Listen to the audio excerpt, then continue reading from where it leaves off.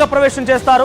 ఒకవేళ గతంలో వాళ్ళు ఆల్రెడీ అటువంటి భూముల్లో పోడు చేసుకొని వాళ్ళు బతుకు జీవనం గడిపినప్పటికీ మళ్ళీ తిరిగి అక్కడ విత్తనాలు వేస్తున్న సమయంలో రంగ ప్రవేశం చేసి ఒక్కసారిగా అక్కడ హై టెన్షన్ సృష్టిస్తూ ఉంటారు. అటు పరస్పరంగా గిరిజనులకి పోలీసులకు మధ్య గొడవలు జరుగుతూనే ఉంటాయి. ఇది మనం తరచుగా చూస్తుంటే ఇప్పుడు అటువంటిది ఒకటి జరిగింది. ములుగు జిల్లా ఏటూరు నాగరం అడవుల్లో ఇప్పుడు ఉద్రిక్తత పరిస్థితి నెలకొంది. చల్లాక అటవీ భూముల్లో గుడిసెలు వేసుకున్నారు కొంతమంది గిరిజనులు. అయితే గుడిసెలను తొలగించేందుకు భారీ ఎత్తున అక్కడికి పోలీసులు మోహరించారు. అటవీ శాఖ అధికారులు చేరుకున్నారు. రిజర్వ్ ఫారెస్ట్ లో గుడిసెల్ని తొలగించేందుకు అటవీ శాఖ అధికారులు అక్కడ పెద్ద ఎత్తున ప్రయత్నం చేశారు. అక్కడికి జేసీబీలు, ట్రాక్టర్లు, ప్రొక్లైనర్తో అక్కడికి చేరుకున్నారు. అయితే పోలీసుల అటవీ శాఖ అధికారుల మధ్య పెద్ద ఎత్తున వాగ్వాదం జరిగింది. ఒక్కసారిగా గిరిజనులు పోలీసుల పైన తిరుగుబాటు చేశారు. అయితే గిరిజనులు అటవీ శాఖ అధికారుల మధ్య ఈ గొడవ తోపులాట తారాస్థాయికి చేరింది. కారం పొడి, కర్రలతో గిరిజనులు పోలీసులపై ఎదురుదాడి చేశారు. పలువురు పోలీసులకి, అటవీ శాఖ అధికారులకు కూడా ఈ ఘటనలో దాడులకి సంబంధించి గాయాలయ్యాయి. ఒకసారి ఆ విజువల్స్ చూద్దాం. విజువల్స్ చూడండి. చేతిలో కారం పొడి, కర్ర, ఇతరత్ర మారణాయుధాలు కనబడుతున్నాయి. పోలీసులు అక్కడికి చేరుకొని వారందరికీ కూడా అడ్డుకునే ప్రయత్నం చేస్తున్నారు. మరోవైపుగా అక్కడ ఉన్నటువంటి ఆ గుడిసెల్ని తొలగించే ప్రయత్నం చేస్తున్నారు. అయితే ఏళ్లుగా ఇక్కడే ఉంటున్నాం, తమకి జీవనోపాధి లేదు, ఉండడానికి ఇల్లు లేదు, కనీసం గుడిసెలోనే ఉంటామని చెప్పి ఈ గుడిసెలు వేసుకుంటే పోలీసులు వచ్చి మా గుడిసెల్ని అక్కడి నుంచి తొలగించేస్తున్నారు, వాటిని ధ్వంసం చేస్తున్నారని చెప్పి అంతా ఒక్కసారిగా ఆగ్రహానికి గురైపోయి సుమారుగా 100 మంది గిరిజనులు, 100 మంది పోలీసులు అక్కడ ఉండగా ఒక్కసారిగా పరస్పరంగా ఒకరిపై ఒకరు దాడి చేసుకున్నారు. ఒకసారి ఆ లైవ్ విజువల్స్ చూద్దాం.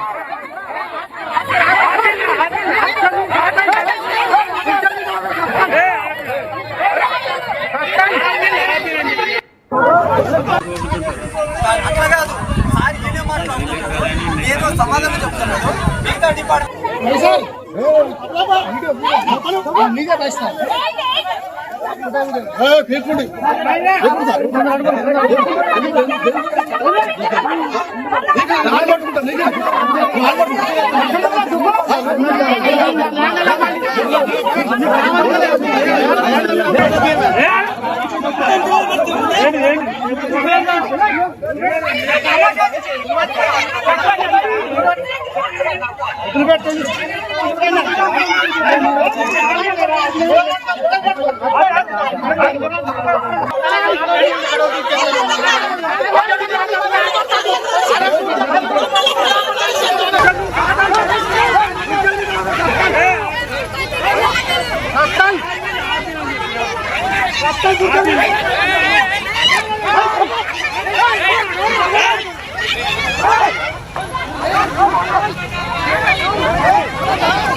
వెంకటేశ్వర్లు ఇక్కడ మేము 2 గుంటలకు 3 గుంటలకు మేము ఇక్కడ నివసిస్తాను. చిన్న చిన్న గుడిసెలు వేసుకున్నాం. అవతల గొత్తోళ్ళు కానీ ఇవతల ఈ ఏరేటోళ్ళు కానీ వాళ్ళు పోలు నరుక్కున్నారు. వాళ్ళని ఏమంటే ఈ గొత్తి వాళ్ళని ఏమంటే లేదు. వాళ్ళు దేనికి వచ్చిండ్లో, దేనికి వాళ్ళు ఓట్ల కోసం వచ్చిందా, దేనికోసం వచ్చిందో మాకు తెలియదు. మేము ఇక్కడ లోకలు వాళ్ళు ఎక్కడ నుండి సర్టిఫికేట్ నుండి వచ్చింది ఉంటాను. ఒక్కొక్కరు 30 ఎకరాలు 40 ఎకరాలు కొట్టుకున్నారు. ఈరోజు ట్రాక్టర్లు ఉన్నాయి. ఈరోజు మాకు నరుకుతాందుకు ఇక్కడ మేము ఒక మనకు నరకలేదు. మేము ఎందుకు నరకడం లేదు? మేము ఏంటంటే మేము నివసిస్తాం, నరకదా తప్ప మేము చేయొద్దు అని మేము నరకలేదు. అసంటప్పుడు మాకు వచ్చి మా కూల కొడతాను. ఎందుకు కూల కొడతాను? మేము అవతల చూపెడతాను అంటాను. అవతల బోరింగ్లు ఇచ్చిండ్లు, పాయింట్ ఏంది కరెంట్ లైన్లు ఇచ్చిండ్లు. ఎవరైనా ఇచ్చిండ్లు? మా ఎస్టీలకు ఎందుకు ఇవ్వకూడదు? సీతక్క మమ్మల్ని ఇదొక్కటి మమ్మల్ని గుర్తించి మాకు న్యాయం చేయండి అంతే. మేము చెప్పేది ఏంటంటే మేము చిన్న చిన్న గుడిసెలు వేసుకున్నాం. మాకు ఒక 4 గుంటల భూమి. మేము ఎక్కువ అడుగుతలేము, ఎక్కువ ఆశిస్తలేము. మేము నిజమా ఇదంతా మేము కొట్టుకుంటలేము. చెట్టు చూస్తాం నరికినాయి. మేము ఉన్నాయి మా గుడిసెల కాడ చెట్లు ఉన్నాయి, పుట్టాలు ఉన్నాయి, అన్నీ ఉన్నాయి. మేము పుట్టాలు తీస్తలేము, దున్నుకుంటలేము, ఏం చేస్తలేము. ఎందుకంటే న్యాయం వద్ద మేము పోతాను. మీరు దీన్ని కూడా మీరు గుర్తించలేదు. మీరు దేని మీరు ఓట్ల గురించా దేని గురించి మీరు ఆశించారు? పోయా నాయకపూర్ 2 విధాలుగా వచ్చి ఒక ఆడ ఒంటరిగా వేసుకొని ఒక జంగలి అంటే ప్లేన్ ఏరియాలనే ఇల్లు కట్టుకొని గత సంవత్సరం నుంచి 2 సంవత్సరాల వరకు ఇక 2 సంవత్సరం కూడా ఓపెన్ అవుతుంది. 2 సంవత్సరాలు అయినా కానీ మా మీద దాడులు కొనసాగిస్తూనే ఉన్నారు. ఇప్పటికీ ఒక 5-6 వంతులైనాయి. ఇప్పుడు మళ్ళీ వచ్చిండ్రు, ఇది 7వ వంతు. ఇంకా కూడా మా మీద చర్చలు జరుపుతూనే ఉన్నారు. ఈ ఫారెస్ట్ డిపార్ట్మెంట్ చేసిన వాళ్ళకు మీ న్యాయం చేస్తాను, వాళ్ళు మాకు అన్యాయం చేస్తాను. మీ గత 2011-12 సంవత్సరాల కాడికి వెళ్ళి కొత్త పూలు అన్నీ కొట్టుకొని గిరిజనేతలు వాళ్ళు 10 ఎకరాలు 12 ఎకరాలు వాళ్ళకి అట్లుంటే మాకు ఒక అరెకరం కూడా మాకు గతి లేదు. మాకు ఉన్నది, మా నాయనలు సంపాదించిన భూమి ఉన్నది, కానీ మా నాయనలకు మేము 2 కొడుకులం. నాకు ఒక గుంటే ఉన్నది. ఆ గుంటలో మీ 2 పుత్తుల ఇండ్లే వేసుకుంటాం. ఇక ఒక ఇండ్లిన ఆడే మా తమ్ముడే ఉంటాడు, నేనే ఉంటా. మాకు ఇల్లు స్థలం సరిపోకనే ఒక ప్లేన్ ఏరియాకి వచ్చి ఒక ఆడ నివసిస్తాను. ప్లస్ మళ్ళా ఒక 2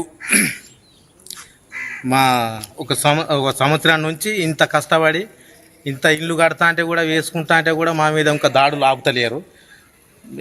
ఎమ్మెల్యే సీతక్క గారు, మంత్రి గారు మమ్మల్ని మమ్మల్ని అర్థం చేసుకొని మా బాధని కూడా మా డిపార్ట్మెంట్ వాళ్ళకు కూడా, ఆ ఫారెస్ట్ డిపార్ట్మెంట్ వాళ్ళకు కూడా ఒక చుట్టూ మా పైన దయచేసి ఘర్షణలు ఆపు చేయమని మనవి.